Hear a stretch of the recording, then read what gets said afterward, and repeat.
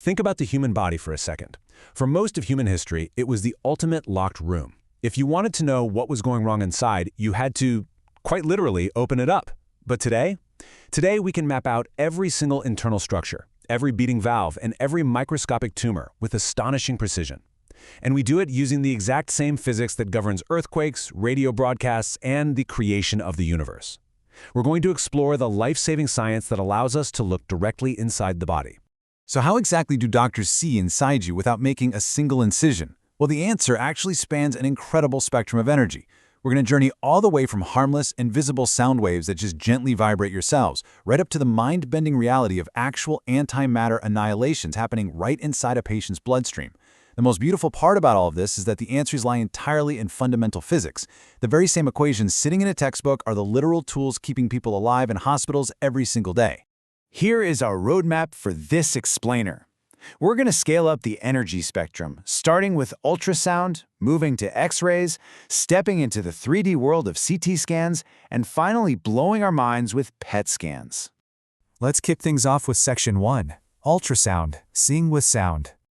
To actually see with sound, we need frequencies way above human hearing. We're talking up to about 10 megahertz. The trick to generating that is something called the piezoelectric effect. Inside an ultrasound probe, the transducer, there's a specialized crystal, usually quartz. Now, quartz is made up of tetrahedral silicate units. Normally, all the positive and negative charges in those units balance out perfectly. But if you apply a voltage across electrodes on this crystal, you set up an electric field. Suddenly, the negatively charged oxygen ions get yanked one way, and the positively charged silicon ions get pulled the other. The crystal literally changes shape. It physically squishes or stretches. If we apply an alternating voltage, we force that crystal to vibrate, and if we hit its natural frequency, we get resonance. The crystal vibrates violently, sending out high-frequency longitudinal pressure waves. That's your ultrasound. And brilliantly, this is a two-way street. When a returning echo hits the crystal, the physical pressure squishes the ions, generating a tiny voltage that we can easily detect. In practice, you've probably seen this. A medical professional holds the transducer against a patient's skin. The device acts like a little speaker, sending out very short pulses of these mechanical waves. They travel into the body, and whenever they hit a boundary between different tissues like fat and muscle or muscle and bone, part of that wave's power bounces back, and the rest keeps going deeper. Now, we absolutely have to use short pulses rather than a continuous tone. Why? Because that single crystal acts as both the speaker and the microphone. It needs a split second to stop vibrating so it can actually listen for the returning echoes and convert them back into electrical signals before it fires off the next ping. How we interpret those returning echoes gives us two main types of scans. An A scan, or amplitude scan, is the raw, simple version. It just spits out a one-dimensional graph. You send a pulse, and the machine times how long the echo takes to return. Since we know sound travels at about 1,600 meters per second in muscle, the machine instantly calculates exactly how deep that tissue boundary is. The amplitude, or height, of the echo tells us how drastically the tissues change at that boundary. But because waves lose energy, they attenuate. As they travel deeper, the machine actually has to amplify the deeper signals just to read them clearly. Now, a 1D graph is cool for measuring depth, but it doesn't give you a picture of a baby or a beating heart. For that, we use a B-scan, or brightness scan. Instead of one crystal, a B-scan uses an array of tiny piezoelectric crystals, all firing at slightly different angles. The computer crunches all that returning data and paints a highly detailed two-dimensional picture, where the brighter the spot, the stronger the reflection. But there is a massive physical roadblock we have to overcome to make this work, and it's represented by this number right here, 0.999. This is an intensity reflection coefficient. It tells us exactly how much of a wave is going to bounce back when it hits a boundary. And it all comes down to specific acoustic impedance, which is basically just the density of the tissue multiplied by the speed of sound inside it. If two materials have vastly different specific acoustic impedances, almost the entire wave just bounces off. For context, air has an acoustic impedance of about 430. Soft tissue? Try 1.6 million. The gap is so gigantic that the reflection coefficient between the air and your skin is 0.999. Meaning 99.9% of the ultrasound wave would just bounce right off your body and never make it inside. And that brings us to a sensation anyone who has ever had an ultrasound knows all too well. This is exactly why doctors slather you in that cold water-based jelly. It's not just a lubricant, it's a profound physics hack. The jelly has an acoustic impedance of roughly 1.5 million, which perfectly matches soft tissue's 1.6 million. By coating the skin, we completely eliminate the air gap, Because the impedances are matched, the sound waves glide straight out of the transducer, through the jelly, and into your body with practically zero reflection at the surface. It is such a simple, elegant solution to a massive biological barrier. All right, stepping up the energy scale, we reach Section 2, X-rays, high-energy shadows. We're totally leaving mechanical sound waves in the dust now, and entering the intense realm of high-energy electromagnetic waves. How do you generate that kind of penetrating energy? Through a chaotic process with an absolutely fantastic German name, Bremsstrahlung. It literally translates to breaking radiation. Inside an X-ray tube, we take a beam of electrons and accelerate them across a massive voltage gap. We're talking tens of thousands of volts inside a vacuum. These electrons pick up an insane amount of kinetic energy. Then we just slam them into a solid wall of dense metal, usually tungsten. The electrons break violently, and in physics, when charged particles decelerate that rapidly, they have to shed their kinetic energy as electromagnetic radiation. Most of it just turns into heat, which is why the target has to be aggressively cooled. But a vital fraction of that energy blasts out as high-frequency X-ray photons. The higher the voltage you use to whip those electrons across the gap, the more penetrating and harder the resulting X-rays will be. So, what happens when you fire these X-rays through a patient? As the beam travels through the body, its intensity drops off exponentially, a process we call attenuation. But here's the magic. Different tissues attenuate the beam differently. Just look at the numbers. The linear attenuation coefficient for water and muscle is around 0.3 per centimeter. Fat is 0.9, but bone is 3.0. Bone absorbs X-rays incredibly efficiently compared to all the squishy stuff around it. And that stark difference in absorption is literally the only reason we get image contrast. Let's look at how that contrast plays out in the real world. On the left, we've got a classic broken collarbone. Remember, an X-ray image is basically just a high-energy shadow. The X-rays blow right through the soft muscle and skin, striking the photographic film and turning it black. But the dense bone, with its high attenuation coefficient, stops the X-rays cold, casting a bright white shadow. It's an absolute game changer for finding fractures.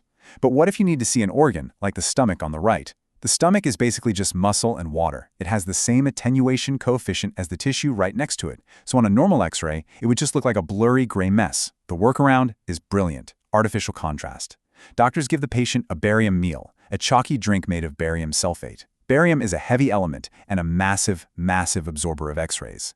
As it coats the inside of the stomach, it acts exactly like liquid bone, blocking the X-rays and casting a perfectly sharp, high-contrast shadow of the organ's interior. We literally manipulate the physics of absorption on the fly. Moving right along to Section 3, CT scans, 3D slices. Now, standard X-rays are amazing, but they have one glaring flaw. They are flat, two-dimensional shadows. Imagine a patient has a tumor sitting directly behind a thick rib bone. On a 2D X-ray film, the bright shadow of the rib completely hides the tumor. You'd never see it. Computed tomography, or a CT scan, fixes this by taking that standard X-ray and wrapping it entirely around the patient. You lie in the center of the machine, and an X-ray tube spins around you, firing super thin, fan-shaped beams of X-rays through a single slice of your body. Detectors on the exact opposite side measure the intensity of the X-rays that made it through. Then the machine rotates just a tiny bit and fires again. It takes hundreds of these snapshot views for just one single slice. Then the computers take over. The algorithm chops that slice of the patient into a massive grid of tiny 3D cubes called voxels. By cross-referencing the intensity readings from hundreds of different angles, the computer mathematically works backward to calculate the exact density and X-ray absorption of every single microscopic voxel. It is solving millions of math problems a second, which is why CT scanning literally had to wait for computers to be invented before it could become a reality. The result of all that math is genuinely breathtaking. Look at this CT scan revealing a 3D view of a cerebral tumor. Because the computer knows the exact density of every single voxel in that space, there's no such thing as an overlapping shadow anymore. The dense skull isn't blocking our view of the soft brain tissue inside. Doctors can strip away the bone digitally, view the brain slice by slice, or render a fully rotatable 3D model. We can isolate the exact coordinates of a tumor in three-dimensional space, all by looking at shadows from 100 different angles and letting a computer solve the ultimate logic puzzle. Finally, at the very top of our medical imaging energy scale, we hit Section 4, PET scans, antimatter imaging. We are officially crossing from looking at static anatomy into watching actual biological chemistry happen in real time. And to pull off a PET scan, you have to harness one of the most violent, catastrophic events in the entire universe: annihilation. You see, every fundamental particle of matter has an antimatter twin. The normal electron has the positron. They weigh the exact same, but they have opposite electrical charges. And when matter meets antimatter, the universe refuses to let them coexist. They annihilate each other. In a fraction of a blink, their entire physical mass is wiped completely out of existence and instantly transformed into pure, radiating electromagnetic energy. It is Einstein's E = mc squared happening right in front of you. And in PET scanning, we purposely set off these antimatter explosions inside a living human being. Here's how this sci-fi process actually works in a hospital. We start by injecting the patient with a radioactive tracer. The most common one is a modified sugar molecule called FDG, where one atom has been swapped out for a radioactive isotope, fluorine-18. Since it's a sugar, the body eagerly absorbs it, rushing it to tissues that are burning a lot of energy, like the brain or, tragically, highly aggressive cancer tumors. Now, fluorine-18 is unstable. It has a half-life of 118 minutes. As it naturally decays right there in the patient's cells, a proton turns into a neutron, and it spits out a positron. That's right, actual antimatter. But it doesn't get far. Mere nanoseconds later, that positron crashes into a normal electron in the patient's body. They instantly annihilate. Their mass vanishes, and highly energetic gamma rays are born, blasting their way out of the patient. But here's the critical twist that makes this whole thing medically useful: the strict accounting rules of physics. Right before they collide, that positron and electron have practically zero momentum. The universe demands that momentum must be conserved. So when they vanish into energy, that energy must also have zero net momentum. You can't just have one gamma photon shoot off to the left. That would violate the laws of physics. Instead, the universe creates two perfectly identical gamma-ray photons, each carrying exactly 0.512 mega-electron-volts of energy, and fires them in perfectly exactly opposite directions, 180 degrees apart, every single time. So how do we weaponize that fact to find a tumor? We slide the patient into a massive ring of gamma-ray detectors. When a detector flashes on one side of the ring, the computer pauses and checks, did another detector flash on the exact opposite side of the ring at the exact same fraction of a billionth of a second?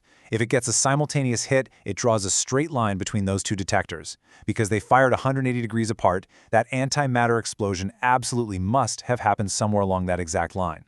Over a few minutes, millions of these lines are drawn across the patient's body, and where those lines intersect and clump together into a massive glowing cluster, that is exactly where the radioactive sugar is concentrated. Look at the bright white and yellow hotspots in this brain scan. That is not a shadow of an organ, that is a live heat map of intense biological metabolism. We are actively mapping the chemistry of a disease by tracking where antimatter is exploding. Honestly, it's profoundly humbling when you take a step back and look at it. We've gone from coaxing quartz crystals to change shape using alternating voltages to bypassing the acoustic impedance of human skin with jelly. We've used computers to untangle the exponential attenuation of high-energy X-rays to build 3D maps of the brain, all the way to literally tracking the annihilation of antimatter to hunt down cancer. It's just incredible to realize that the exact same abstract equations you study in physics class are actively saving lives in hospitals as we speak. So I want to leave you with this thought. If we are already peering inside the human body using vibrating crystals, X-ray shadows, and antimatter explosions, what entirely unseen, bizarre physics phenomenon is going to unlock the next massive medical breakthrough? Thank you so much for joining me for this explainer. Keep questioning, keep digging into the physics of the world around you, and I will see you in the next one.